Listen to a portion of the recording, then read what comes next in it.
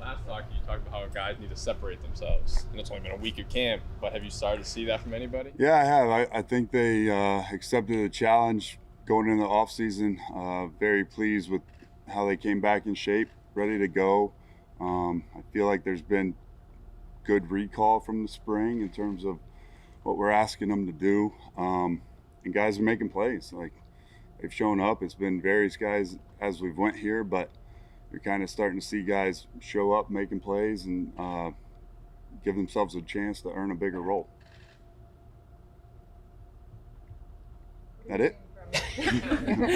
What have you seen from your cornerback position? You guys just picked up a guy off waivers too. Yeah, so we signed Mario. It'll be good to get him in here, get him working with the guys. Obviously, we had Breon last week. I think it's a competitive group right now. We're rolling guys in, giving them all opportunities to go out there and compete. I think the biggest thing for them is day in and day out, play in, play out, the consistency, right? Like, you see flashes from all of them, and then you see some things that they need to improve on. And again, we're early, we got time, but the clock's ticking. So hopefully those guys, that's one position they can continue to improve, continue to show that consistency, to being reliable, play in and play out. And one area where we can hopefully get some definition here in the next few weeks. I think next week versus Detroit, right? Is going to be a big tell for some of that stuff too, going against some other opponents. It's interesting because you moved Nick McLeod inside, you moved Cordell Flott outside. What was the thought process behind that, and what do you see from them in those spots? Yeah, I think with both those guys, there's versatility, right? So just trying to find the best pieces for us as it relates. I mean, Nick's been kind of doing a little bit of everything so far in camp. He's been outside some, he's been inside some, he's played some money for us on third down. So I think the thought process initially was let's put Flott out there. He hasn't really played out there at this level up to this point. He played a lot inside last year. So let's put him out there and let him get his work there, right? And see what we got, see what we have with the versatility aspect of that. And that will continue to evolve with both those guys as we kind of work our way through here. How do you think Flott's done on the outside? I think he's done a good job. I think, just like I said previously, I think all those guys, just the consistency, right? Like, at that position, play in and play out. If you're not playing with technique, right, it's going to show up. And we got some good receivers over there right now that those guys are facing, and they got to assume, they got to anticipate, they have to expect every single snap that ball's coming their way. Are you a believer as a coordinator that you and the middle linebacker have to be able to finish each other's sentences, coach on the field, and if so, where are you with Bobby now? Because you can't have instant chemistry, obviously. You got to get to know the guy. Yeah, absolutely. With that position, you want to be on the same page. You want to make sure that he sees things the same way you do in terms of concept, scheme. I think that will grow as we go in terms of why calls are being made in certain situations.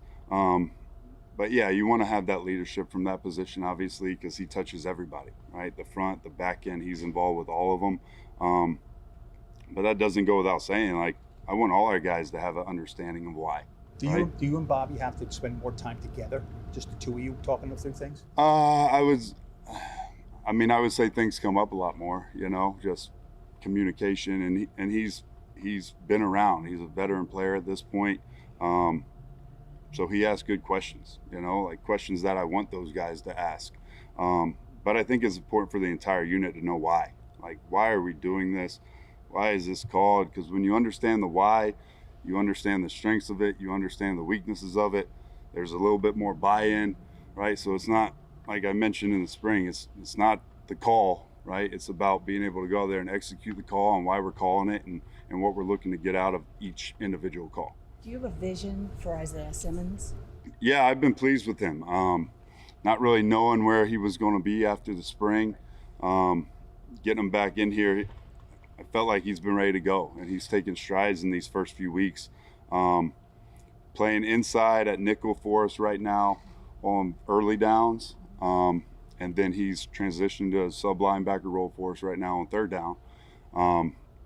But the versatility, right? It shows up. He's played in that role in college. He's been out in space a little bit.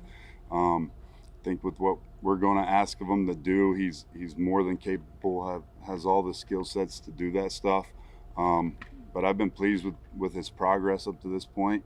Hopefully that continues to evolve as we keep going here. But he's moving in the right direction. Shane, how do you balance, like, if you're giving Flott reps and kind of a trial at outside corner and really developing him there? Yep. How do you balance that with wanting to make sure you have your best 11 out there and maybe prioritizing having someone who has experience there if it benefits the full? Yeah, I think that goes to the other guys. Like, they got to earn it too, right? Like, who knows who the best 11 are right now? I don't know that answer. I think we're working through that as we go. I think the opportunity for those guys to get in the rotation and get some of those reps with the ones, with the twos, the different matchups, everything that comes into play, I guess what we got to do as a coaching staff to be able to evaluate and get to that point. So I think there's a fine line between saying, like, nobody here has pegged anybody as the guy. Like, that's not the case. They're getting their work. Like you said, it's more about development right now, and us as a coaching staff, me, Rome, working through this and figuring out where these guys stand, the areas they need to improve, and ultimately within our scheme, the 11 guys out there being able to execute at the highest level. How much of that figuring out that best 11 is because you're getting acquainted with them versus, hey, it's the NFL and year to year things change so much? I think it's a combination. I think probably not as much me right now because I had the spring with them. I have a good gauge, I feel like, for where these guys are at and where they need to improve. But again, it's a year-to-year thing, right? Like, there's a lot of moving parts. We signed a corner last week. We signed a corner yesterday, right? We're going to sign a corner Tuesday in October that's going to be expected to play on Sunday. Like, it's the nature of the beast. So I think with that, like, we're always learning. Coaches, players, all the above. And I think all of us are just trying to get to the point where there's consistency and we can determine where that is.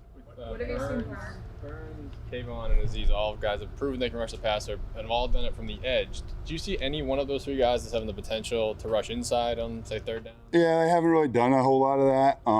We'll kind of see where it goes. I think a lot of that's going to lean a little bit on where we're at inside too, how that competition shakes out with that guy opposite Dex. I mean, we've done it. Like, you go back to our days in Houston, our early days in Tennessee, we've had kind of that in-between hybrid type player as a fourth rusher inside to help.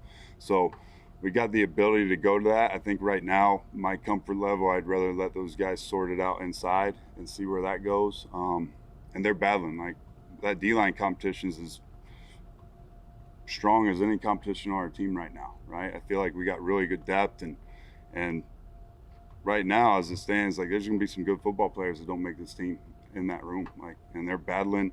So it'll be interesting to see how that shakes out. How much of an advantage does Dane Belton have at that safety spot? With he's been running with the ones really all spring, all now, all summer, and Tyler obviously has that little injury where he hasn't been on the field. Yeah, I think obviously we want them all out there, right? Like, we want them all out there practicing. It's tough to improve when you're not practicing. It is. And the one thing I'll say for Dane is he's taking ownership of it, and he's fighting like hell to earn that job, right? Which he should. Like, it's his job to lose right now. It is his job to lose. So What have you learned about him as a player? I think the instincts show up, the playmaking ability. I think he's smart. He communicates. All those things that you can't really tell a whole lot about the tackling and some of that stuff right now, just based on where we're at. But he's made plays. Like, this first week, he's showing up. You know, good? Yeah, go ahead. Deontay Johnson seems like a guy who's kind of making some strides early. Yeah, man, I've been very pleased with him up to this point. He's doing a really good job. I think he's again fighting for a role. And like I tell those guys, like, those backup positions, special teams is going to be a vital part of that. So, but defensively for us, he's done a really good job for us stepping in there, and he's been productive.